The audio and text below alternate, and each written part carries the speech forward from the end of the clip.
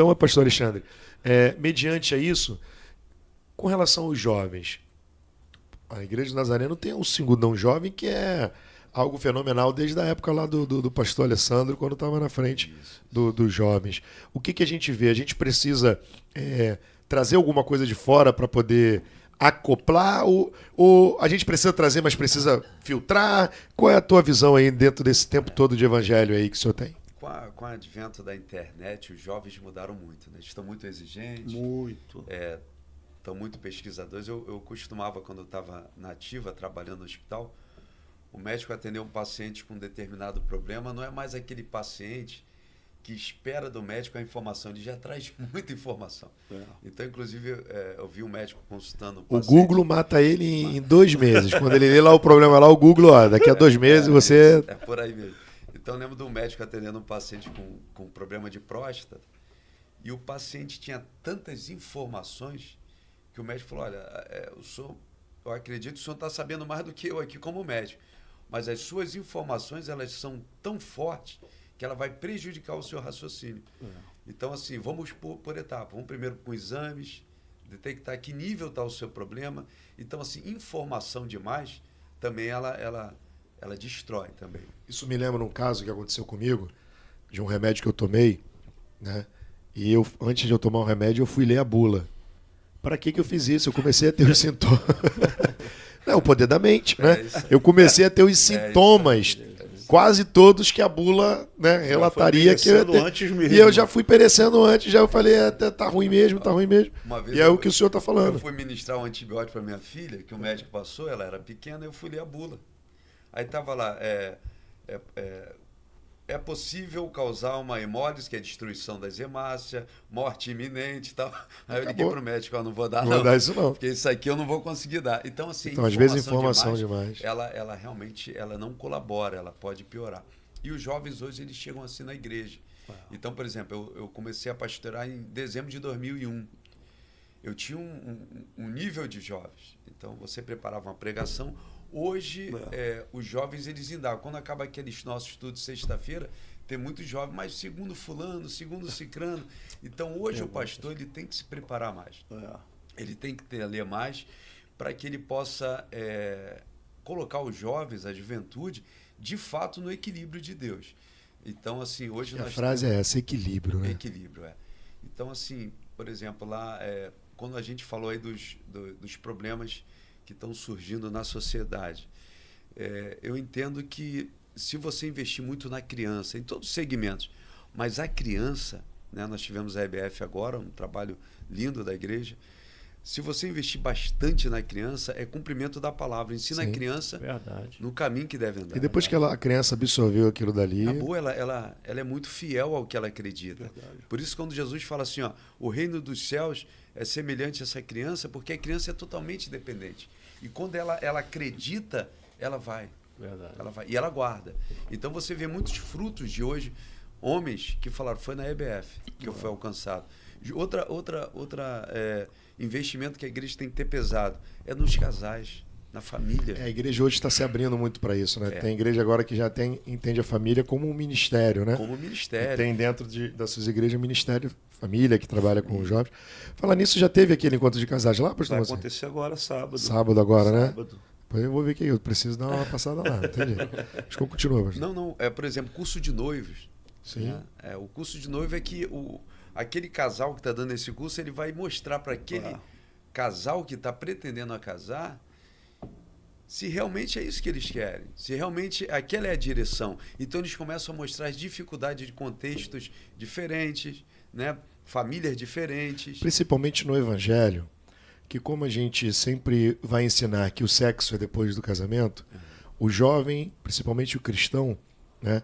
Eu falo isso porque eu passei por isso, eu aceitei Jesus com 10 anos de idade, eu vi muito isso, né? Casar para poder, ou seja, o objetivo do casamento não é a construção familiar.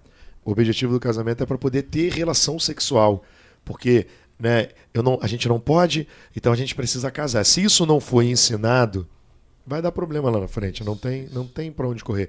E mesmo sendo jovem cristão, mesmo sendo nascido ali no reino. Né, eu lembro aí agora, eu lembrei até do Cláudio Duarte, em um negócio da internet, que o jovem botou assim: eu preciso casar porque eu quero fazer sexo. E quando eu casar, eu vou fazer sexo todo dia. Aí o Cláudio Duarte botou aí, ninguém sabe de nada. Eu conto ou vocês contam isso pra ele? Então, assim, se isso não for quebrado, esses paradigmas não forem quebrados dentro da nossa igreja, para a gente poder construir um jovem mais forte, a gente precisa entender realmente isso. Porque eu vejo como problema maior a família. Quando eu não tenho uma família estruturada no alicerce que é Jesus, aí a gente vai ter todo tipo de problema.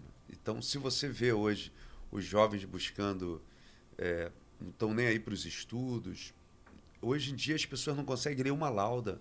Sim. Não estou generalizando. Sim. Mas os jovens hoje não conseguem ler, e muito menos a Bíblia. Verdade. Então, assim, onde está o problema? É a família. Tanto é que os vídeos na internet que mais viralizam sempre são os mais curtos. Infelizmente, no Brasil, parece que é uma valorização em meme.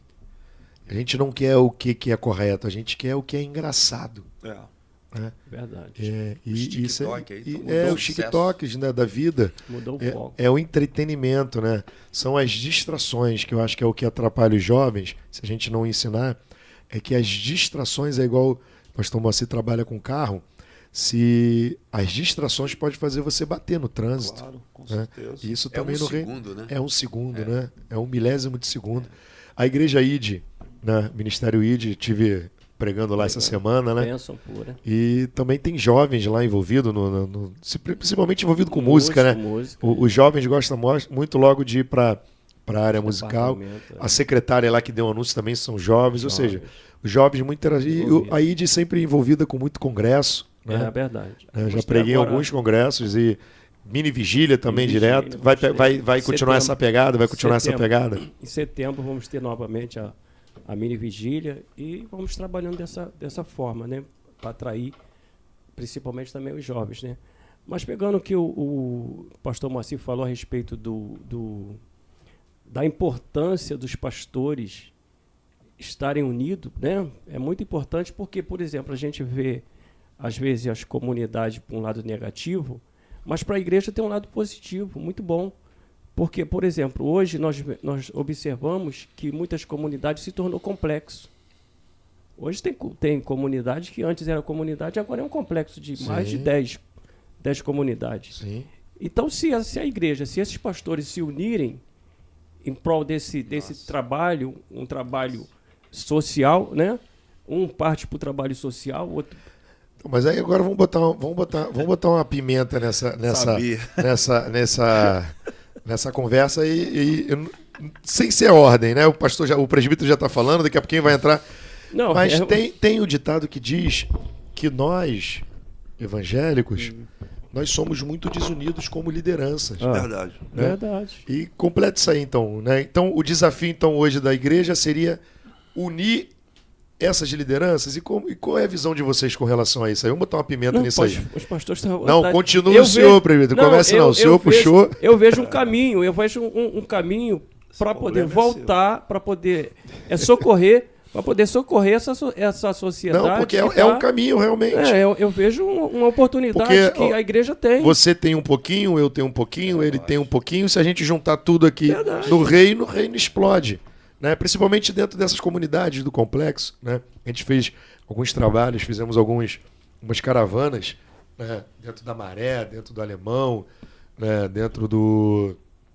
Ali na ilha, na Ilha do Governador também, então, no Amarelinho também aqui em Irajá, e a gente vê a necessidade das pessoas. Né?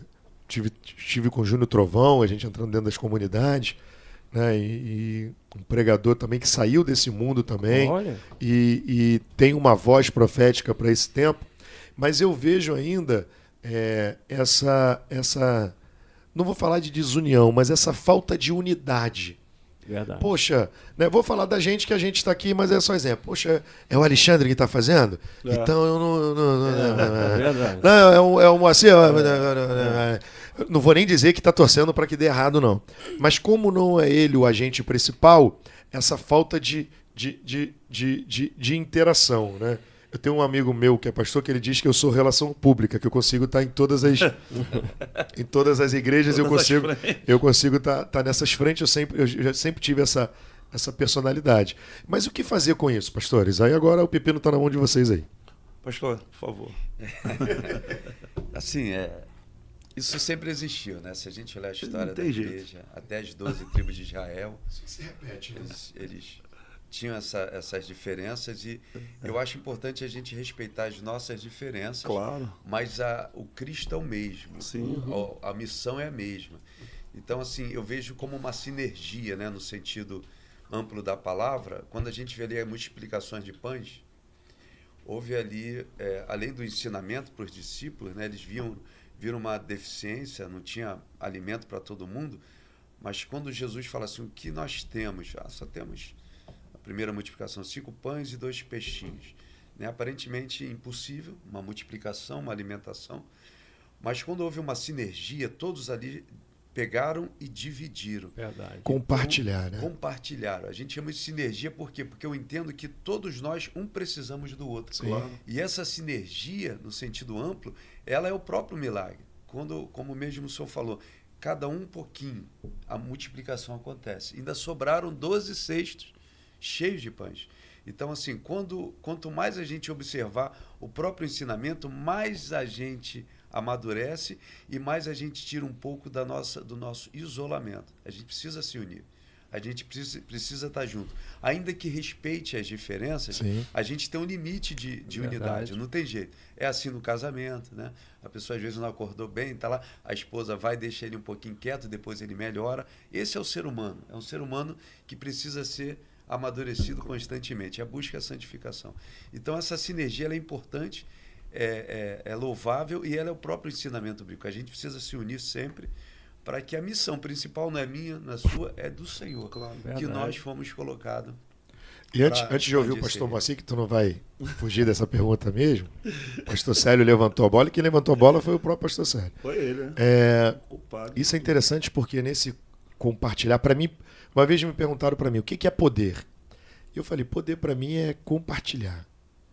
Porque tudo aquilo que a gente compartilha, de uma certa forma, isso demonstra um poder. Porque o que está acontecendo aqui, nada mais, nada menos, do que hoje o pastor Moacir está deixando um pouquinho dele em todos nós, eu vou deixar um pouquinho de mim em todos vocês, o pastor Alexandre, o pastor Célio, porque nós estamos compartilhando. E quando o pastor Alexandre ele usa o texto, que eu gosto muito desse texto, da multiplicação, o jovem dá 5 pães.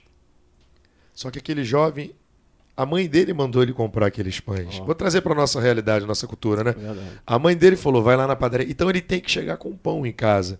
Porque se ele não chegar com pão em casa, ele vai apanhar. Verdade. Não é isso que acontece? Só que agora, a Bíblia vai dizer que sobra 12 cestos. Aquele garoto tem direito, no mínimo, 1 cesto inteiro, porque foi ele que compartilhou o pão. Então ele chega em casa dizendo, mamãe, eu participei de uma EBF. E porque eu compartilhei 5 pães, olha o que eu trago para casa.